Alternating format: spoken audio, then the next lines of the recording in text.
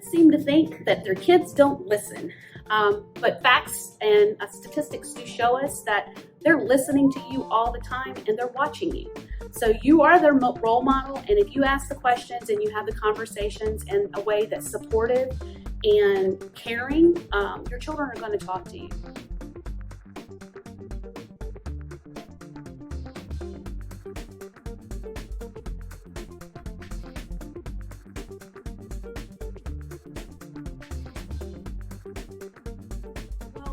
We do know, since we have been in the midst of the pandemic, a lot of isolation, a lot of young people at home, that does not change the fact that kids are still getting involved and still accessing substances.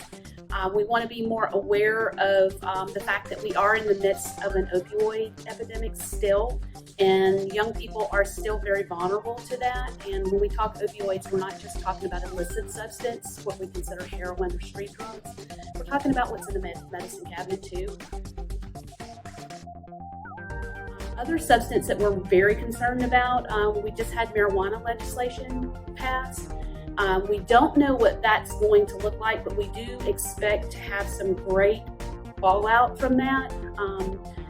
Not only educating people, especially young people, we already have this issue with tobacco where it's so normalized within our community, and tobacco is just the beginning of what we're probably going to see with marijuana, and once we have general use of marijuana.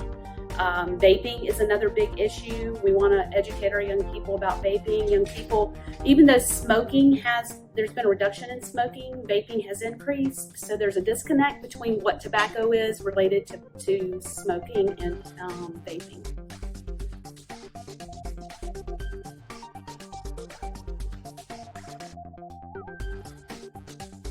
Talking to small children, you don't really have to start with the big scary stuff. You can start small with, "That's not a choice for me." It's a good catchphrase. When we go into the preschools, we talk to 2 and 3 year olds about drugs. We talk to them about alcohol. We talk to them about a lot of different things about safety.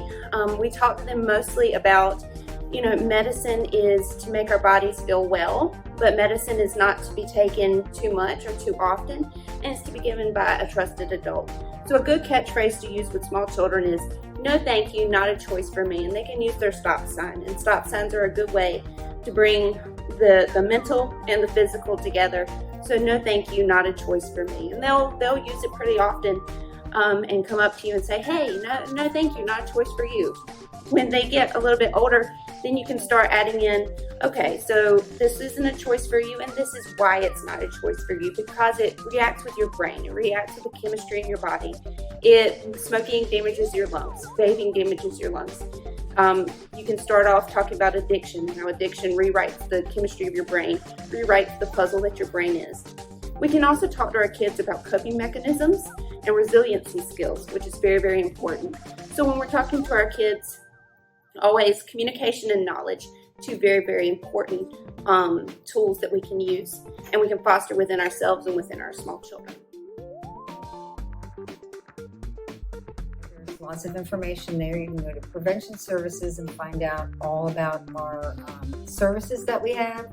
We also have trainings, and we have events that we would love for you all to come to.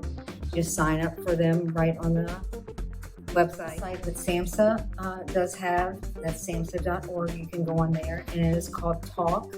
They Hear You, and it's a video that you can watch, and it helps you with conversations to be able to talk to your children about, and it also gives you information and keeps you updated of what's going on.